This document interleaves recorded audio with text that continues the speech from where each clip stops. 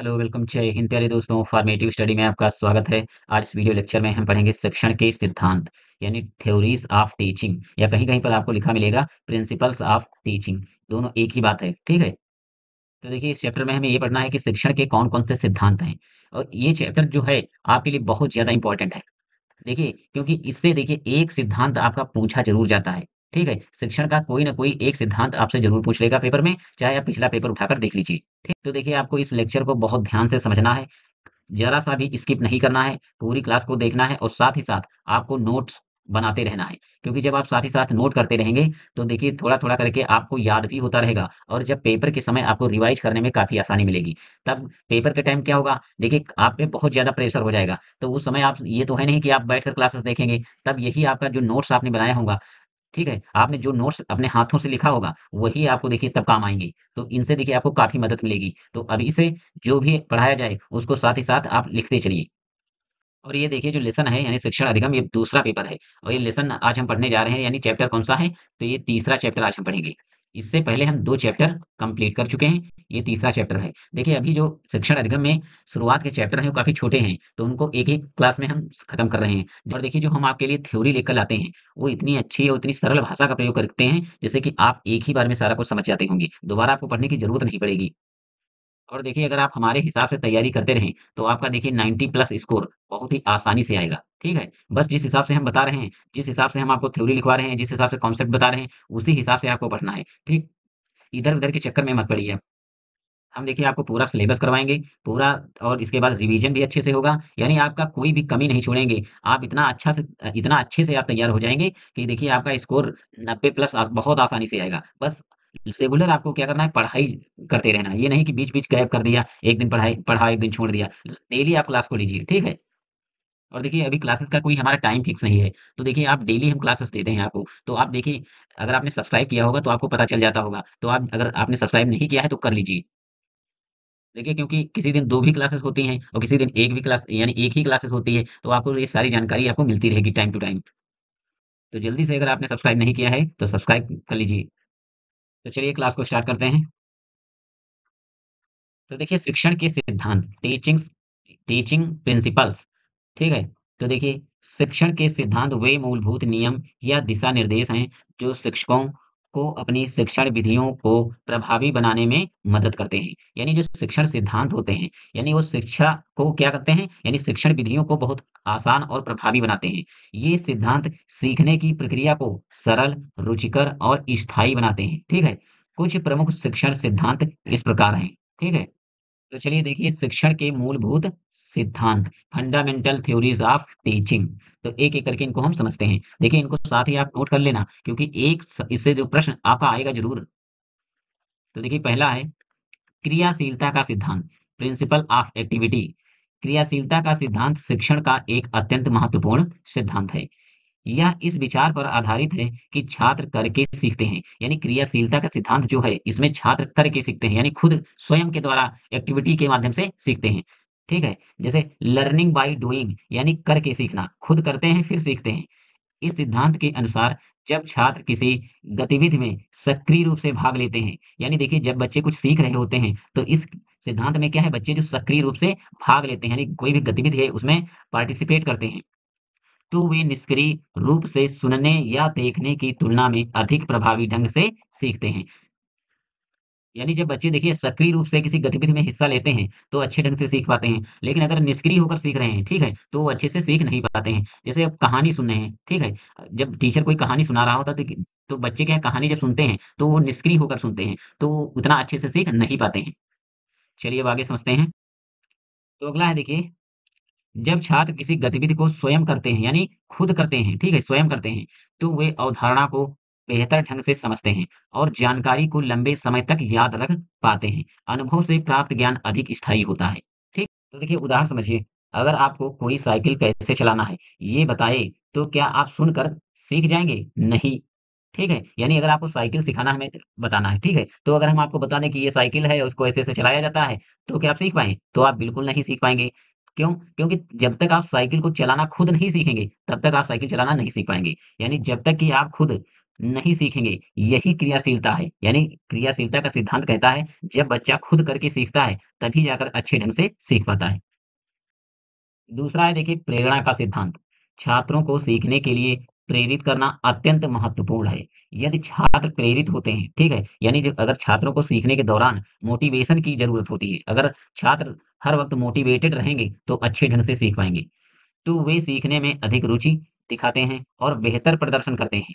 प्रेरणा के द्वारा बच्चों में ज्ञान के प्रति रुचि उत्पन्न की जा सकती है। यानी जब आप बच्चों को मोटिवेट करते हैं, तो उनके ज्ञान के प्रति रुचि उत्पन्न हो जाती है।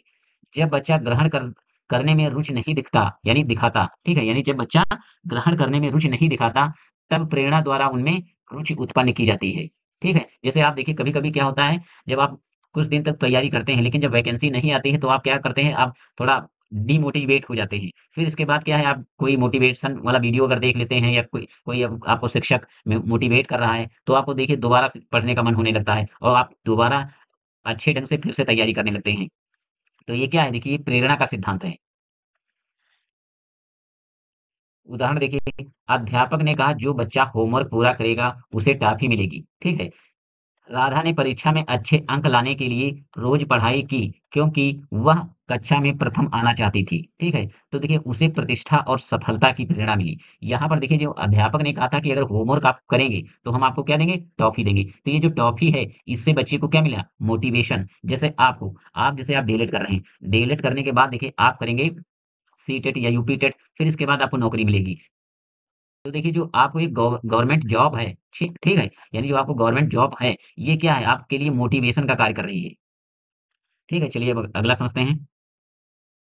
अगला देखिए रुचि का सिद्धांत। शिक्षण ऐसा होना चाहिए जो छात्रों में रुचि पैदा करे। यदि विषय वस्तु रुचिकर नहीं है, तो छात्र उसे सीखने में कठिनाई महसूस करते हैं। यानी देखिए जो शिक्षण होना चाहिए, यानी शिक्षण विधि जो होनी चाहिए वो रुचिकर होनी चाहिए, जिससे कि बच्चे रुचि से रुचि के द्वारा पढ़ाई में उनका मन लगने लगे और कठिनाई ना महसूस करें। जैसे रुचि का सिद्धांत यह कहता है कि यदि विद्यार्थी की किसी विषय या गतिविधि में रुचि होगी, तो वह उसे अधिक मन से, ध्यान ध्यान से और बेहतर तरीके से सीखेगा। ठीक है?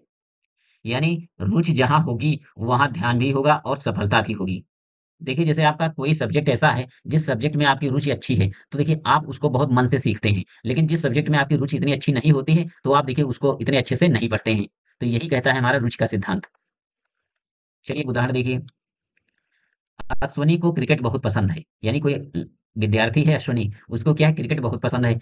अगर शिक्षक उसे गणित के आंकड़े क्रिकेट स्कोर के रूप में सिखाएँगे, तो अश्विनी जल्दी समझेगा। यानी जो अश्विनी को है क्रिकेट बहुत पसंद है, तो अगर हम गणित उसको सिखाना चाह रहे हैं, तो गणित को हम इस हिसाब से सिखाएँ कि उसमें क्रिकेट के जो आंकड़े हैं, उनसे जुड़ा हो शिक्षण, ठीक है? तो जो शिक्षण प्रक्रिया है, जो क्रिकेट से अगर जुड़ी होगी, तो अश्विनी उसको अच्छे से समझेगा, ठीक है? और उसको वो शिक्षण विधि समझ में भी आएगी। क्योंकि उसकी क्रिकेट में जो है रुचि अच्छी है। तो चलिए अब अगला समझते हैं, निश्चित उद्देश्य का सिद्धांत। देखिए हर शिक्षण विधि का एक स्पष्ट और निश्चित उद्देश्य होना चाहिए। इसमें शिक्षक और छात्र दोनों को पता होता है कि वे क्या हासिल करना चाहते हैं। ठीक है? जैसे चलिए समझते हैं उदाहरण, जब हम पढ़ाई शुरू करते हैं, तो हमें यह स्पष्ट होना चाहिए कि हम क्या सीखने जा रहे हैं और हमें यह क्यों सीखना है और इसका उपयोग कहाँ होगा। ठीक है? यानी देखिए ये निश्चित उद्देश्य है हमारा। जैसे आप लोगों का उद्देश्य है कि आप डीएलएड कर रहे हैं, ठीक है? आप डीएलएड कर रहे हैं तो आपका उद्देश्य है कि आप आगे चलकर टीचर बनेंगे। ठीक है? आप टीचर बनना चाहते हैं, तो मेन उद्देश्य आपका क्या है? शिक्षक बनना, इसीलिए तो आप डीएलएड कर रहे हैं। तो यानी जब भी आप कोई पढ़ाई कर रहे हैं या कोई भी शिक्षण कार्य कर रहे हैं, तो उसका एक निश्चित उद्देश्य होना चाहिए। जैसे समझिए, बिना उद्देश्य के पढ़ाई बराबर है बिना दिशा की यात्रा। यानी अगर आप कहीं पर यात्रा कर रहे हैं, ठीक है? मान लीजिए आपको कहीं जाना है और आप चलते जा रहे हैं, लेकिन आपको दिशा के बारे में पता ही नहीं है, रास्ते के बारे में पता ही नहीं है, तो आप क्या मंजिल तक नहीं क्या पहुँचेंगे? नहीं ना, आप मंजिल तक नहीं पहुँच पाएँगे। क्यों? क्योंकि जब तक आपको दिशा का ज्ञान नहीं होगा और मंजिल का पता नहीं होगा, तो उसी प्रकार पढ़ाई होती है। जब तक आपका निश्चित उद्देश्य नहीं होगा, तो आप व्यर्थ ही पढ़ते चले जाएँगे। तो यही है निश्चित उद्देश्य का सिद्धांत। चलिए अब आगे समझते हैं। अगला है व्यक्तिगत भिन्नताओं का सिद्धांत। हर छात्र की सीखने की गति, क्षमता और शैली अलग होती है।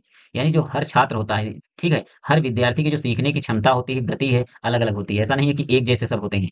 एक प्रभावी शिक्षक को इन इन व्यक्तिगत भिन्नताओं को ध्यान में रखते हुए शिक्षण करना चाहिए, ठीक है? जैसे उदाहरण, कोई भी 2 विद्यार्थी एक जैसे नहीं होते, यानी कोई भी जो 2 विद्यार्थी हैं, एक जैसे नहीं होते, यह भिन्न हो सकते हैं।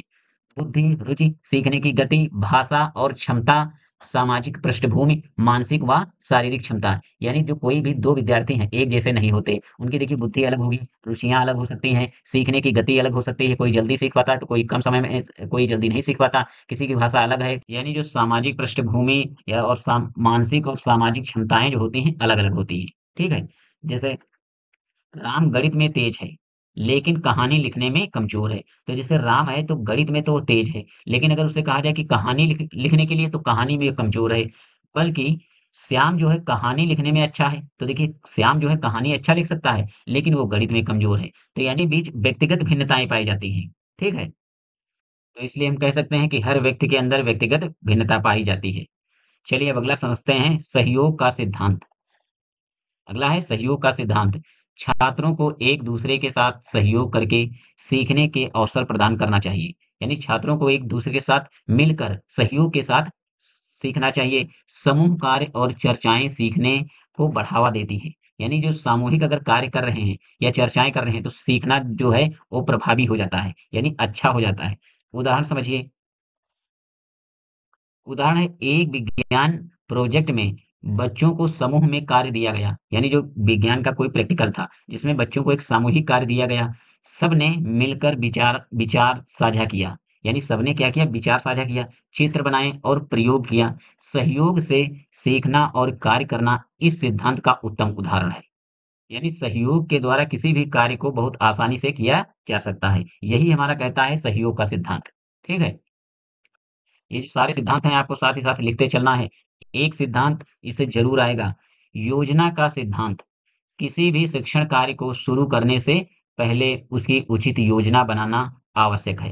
यानी कोई भी अगर शिक्षण कार्य आप शुरू करने जा रहे हैं या कोई भी कार्य हो, शिक्षण के अतिरिक्त भी कोई कार्य हो, तो सबसे पहले उसकी हमें योजना बनानी चाहिए, ठीक है? क्योंकि बिना योजना अगर आप बनाए आप काम करना स्टार्ट कर देंगे तो देखिए आगे चलकर कोई न कोई उसमें प्रॉब्लम ज़रूर आएगी। तो इसीलिए कोई भी कार्य आप करने चलें, तो पहले उसकी पूरी प्लानिंग कीजिए कि उस कार्य को कैसे करना है, क्यों करना है और कितने दिनों में इसको कर सकते हैं या कर नहीं सकते हैं, ठीक है? इससे विषय वस्तु, शिक्षण विधियाँ और मूल्यांकन के तरीके शामिल होते हैं। तो चलिए उदाहरण समझते हैं। यह सिद्धांत कहता है कि शिक्षक को कक्षा में आने से पहले क्या पढ़ना है, कैसे पढ़ना है और क्यों पढ़ना है, इसकी पूरी योजना उसे पहले से ही बना लेनी चाहिए। ठीक है? यानी जब भी शिक्षक देखिए बच्चों को पढ़ाने आए, तो देखिए सबसे पहले उसको क्लास में क्या पढ़ाना है उसकी एक योजना बना लेनी चाहिए कि हमें क्या पढ़ाना है और किस प्रकार पढ़ाना है जिससे कि बच्चों को अच्छे से समझ में आए। अगला है चयन का सिद्धांत। शिक्षक को यह तय करना होता है कि छात्रों को क्या पढ़ाना है, ठीक है? और किस विधि से पढ़ाना है। यानी शिक्षक को पढ़ाने से पहले यह सोचना पड़ता है कि छात्रों को क्या पढ़ाना है और किस विधि से पढ़ाना है, जिससे कि उनको समझ में आसानी से आ सके। सामग्री का उचित चयन, यानी विषय वस्तु जो है, उसका आपको चयन बहुत अच्छे से करना होगा और प्रस्तुतिकरण महत्वपूर्ण है और किस हिसाब से उसको डिलीवर करना है, यानी प्रस्तुत करना है, ठीक है? चयन का सिद्धांत यह कहता है कि शिक्षक को शिक्षण सामग्री, विधियों, गतिविधियों और उदाहरणों का चुनाव विद्यार्थियों की आयु, रुचि, योग्यता, जरूरत और सामाजिक वातावरण के अनुसार करना चाहिए। यानी देखिए यानी देखिए जो हमें शिक्षण सामग्री का चयन है, किस प्रकार करना चाहिए? शिक्षक को देखिए बच्चों की आयु के अनुसार और उनकी रुचि को देखते हुए और योग्यता को देखते हुए, फिर उनकी ज़रूरत को समझते हुए, इस प्रकार हमें विषय वस्तु का चयन करना चाहिए। उदाहरण है, हर सामग्री विषय हर उम्र के बच्चों के लिए उपयुक्त नहीं होती, ठीक है? शिक्षक को पाठ्य वस्तु, उदाहरण, भाषा और विधि का चयन सोच समझकर करना चाहिए। गलत चयन से विद्यार्थी उबाऊ, भ्रमित हो सकते हैं, जबकि सही चयन से सीखना रुचिकर बनता है। ठीक है? चलिए अब आगे समझते हैं। जीवन से संबंध का सिद्धांत। शिक्षण को छात्रों के वास्तविक जीवन से जोड़ना चाहिए। यानी जो शिक्षण कार्य है, ठीक है? यानी शिक्षण व्यवस्था इस प्रकार होनी चाहिए कि विद्यार्थियों को सिखाते समय उनको वास्तविक जीवन से जोड़कर बताना चाहिए, जिससे कि उनको अच्छे से समझ में आ जाए। ठीक है? ताकि वे जो कुछ भी सीख रहे हैं, उसे प्रासंगिक समझ सकें और उसका उपयोग कर सकें। क्योंकि जब दैनिक जीवन में से जोड़कर आप विषय वस्तु को पढ़ाएँगे, तो देखिए उनका बेहतर ढंग से उनका उनको वो सीख पाएँगे और उनका उपयोग कर पाएँगे। यानी शिक्षण सामग्री इस प्रकार होनी चाहिए जो वास्तविक जीवन से मिलती-जुलती हो या जुड़ी हो। अगला है देखिए 10वां है पुनरावृत्ति का सिद्धांत। सीखे हुए ज्ञान को स्थायी बनाने के लिए उसकी नियमित पुनरावृत्ति आवश्यक है।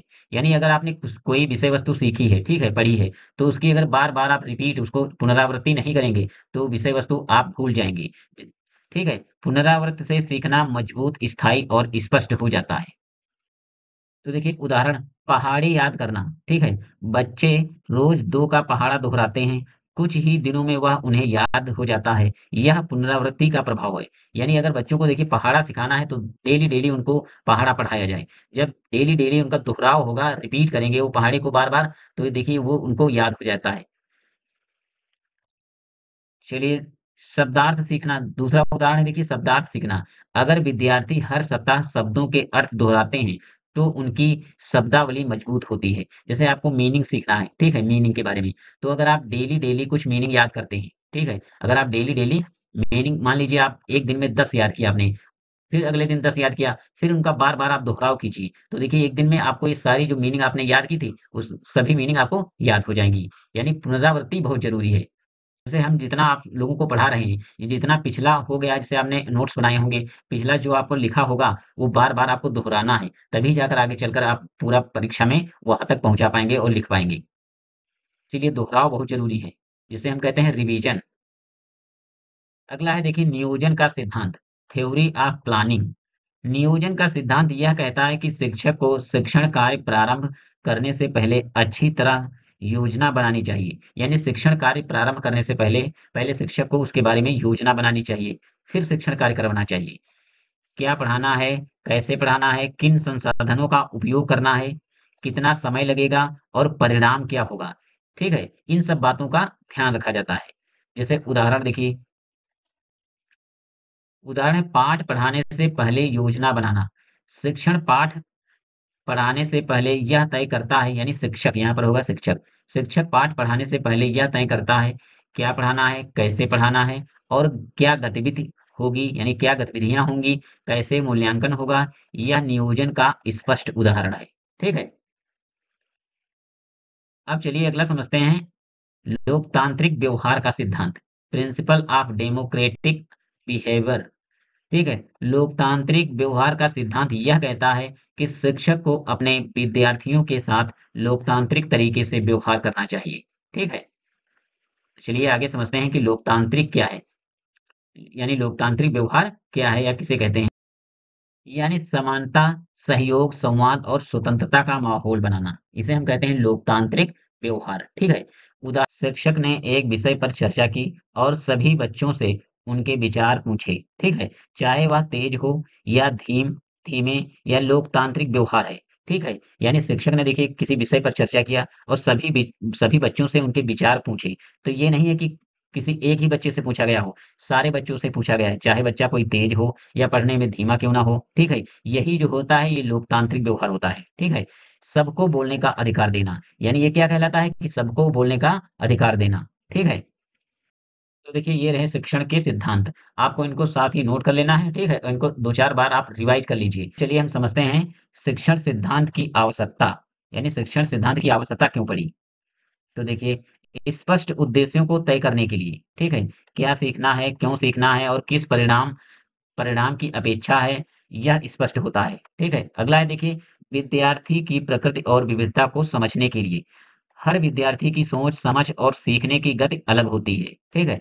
और तीसरा पॉइंट है देखिए उचित शिक्षण विधियों के चयन के लिए, यानी इसकी आवश्यकता क्यों है? तो उचित शिक्षण विधियों के चयन के लिए, कब व्याख्यान देना है, कब गतिविधि करानी है, इसका चुनाव आसानी से होता है। चौथा है पॉइंट देखिए शिक्षण को योजनाबद्ध और व्यवस्थित बनाने के लिए, यानी पढ़ाई की पूर्व योजना बनाना सरल होता है। पाँचवाँ है देखिए विद्यार्थियों की रुचि और भागीदारी बढ़ाने के लिए, ठीक है? रुचिकर और सहभागिता आधारित शिक्षण वातावरण बनता है, ठीक है?